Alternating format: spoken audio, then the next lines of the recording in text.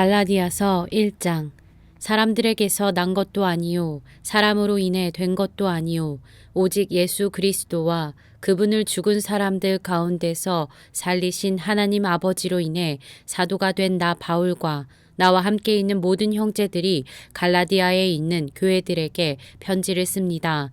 하나님 우리 아버지와 주 예수 그리스도의 은혜와 평강이 여러분에게 있기를 빕니다. 예수 그리스도는 하나님 곧 우리 아버지의 뜻을 따라 이 악한 세대에서 우리를 건져내시려고 우리 죄를 대신해 자신의 몸을 내주셨습니다. 하나님께 영광이 영원 무궁하기를 빕니다. 아멘. 그리스도의 은혜로 여러분을 부르신 분을 여러분이 그렇게 쉽게 떠나 다른 복음을 쫓는 것에 대해 나는 놀라지 않을 수 없습니다. 사실 다른 복음은 없습니다. 다만 어떤 사람들이 여러분을 혼란에 빠뜨려 그리스도의 복음을 변질시키려고 하는 것입니다. 그러나 우리든 하늘에서 온 천사든 우리가 여러분에게 전한 복음 이외의 것을 전한다면 그는 저주를 받아 마땅합니다. 우리가 전에도 말한 것처럼 내가 지금 다시 말합니다. 만일 누구든지 여러분이 받은 복음 이외의 것을 전한다면 그는 저주를 받아 마땅합니다.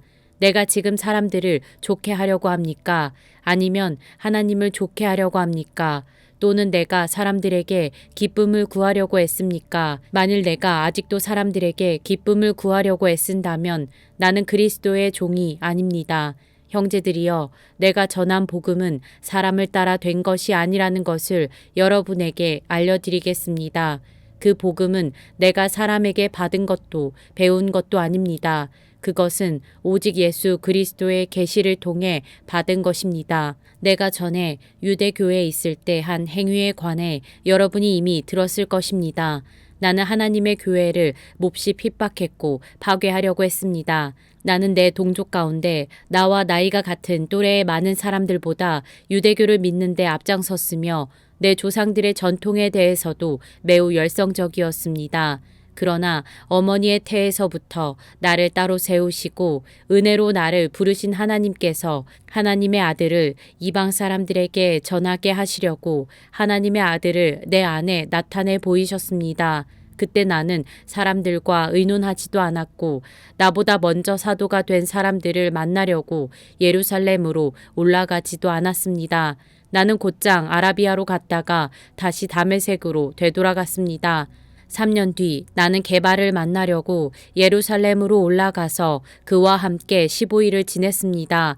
그리고 사도들 가운데 주의 형제 야고보 외에는 어느 누구도 만나지 않았습니다. 내가 하나님 앞에서 장담하건대 내가 여러분에게 쓰는 이것은 결코 거짓말이 아닙니다. 그 후 나는 시리아와 길리기아 지방으로 갔습니다. 그래서 내 얼굴이 그리스도 안에 있는 유대의 교회들에게는 알려지지 않았습니다.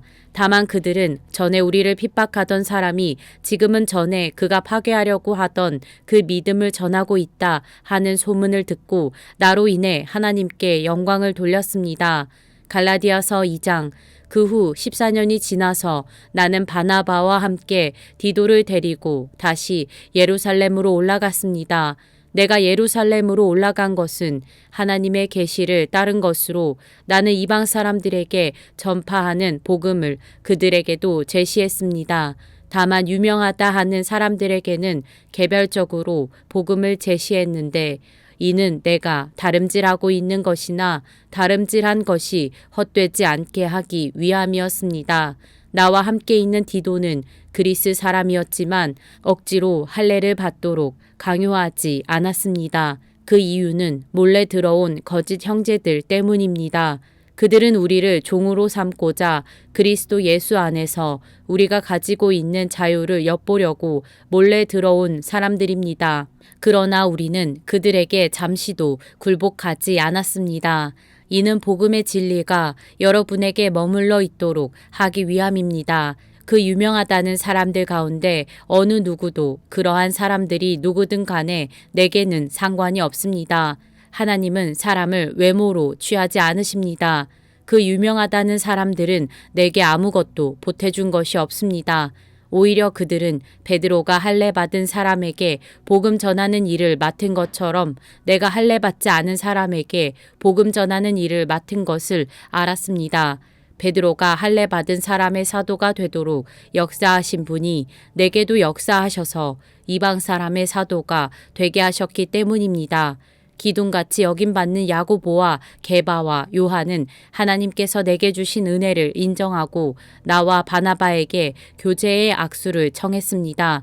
우리는 이방 사람에게로 그들은 할례 받은 사람에게로 가도록 하기 위함입니다. 다만 그들은 우리에게 가난한 사람을 생각해 달라고 당부했는데 이것은 나 또한 힘써 행해 오던 일입니다.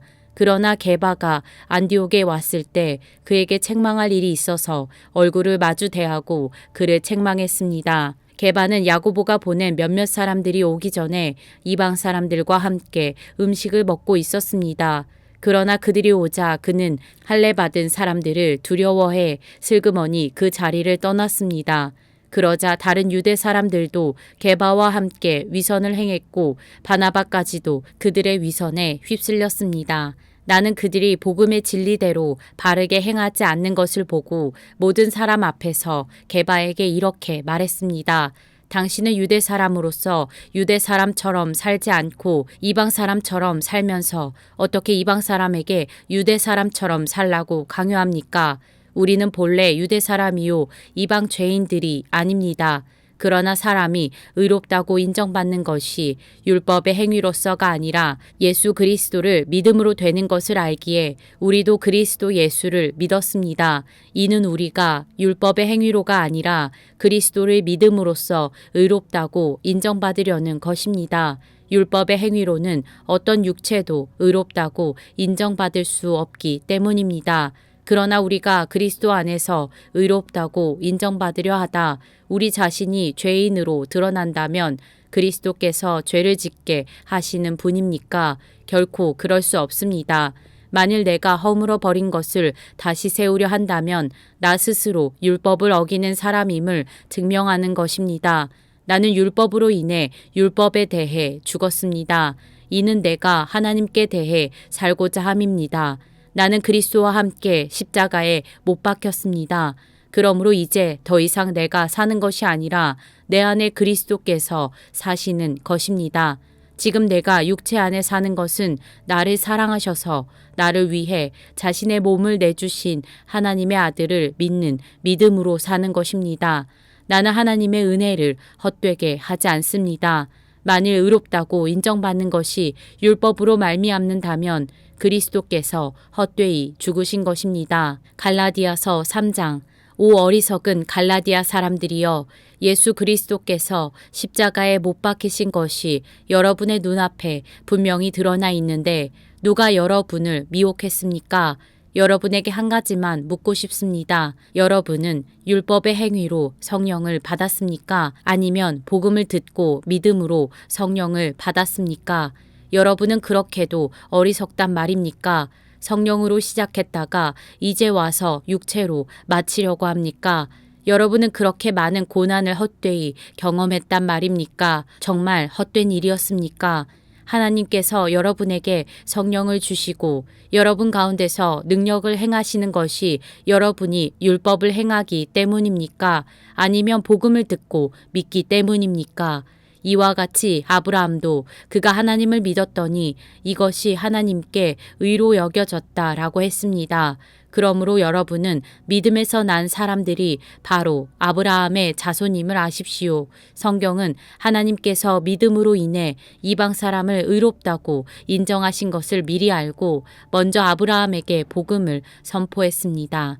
모든 이방 사람이 내 안에서 복을 받을 것이다. 그러므로 믿음에서 난 사람들은 믿음이 있는 아브라함과 함께 복을 받습니다.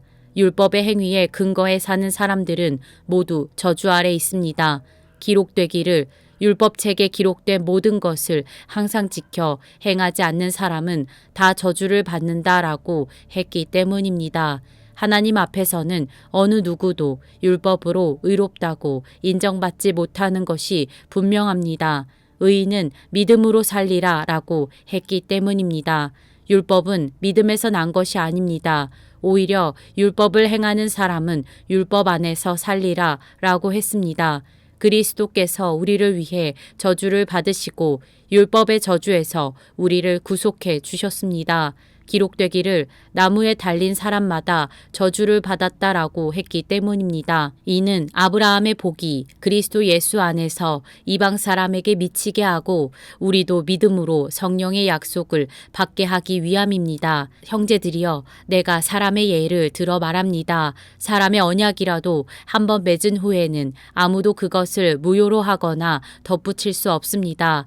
하나님께서 아브라함과 그의 자손에게 약속을 주실 때 여러 사람을 가리켜 자손들에게라고 하지 않으시고 오직 한 사람을 가리켜 내 자손에게라고 하셨는데 이는 곧 그리스도이십니다.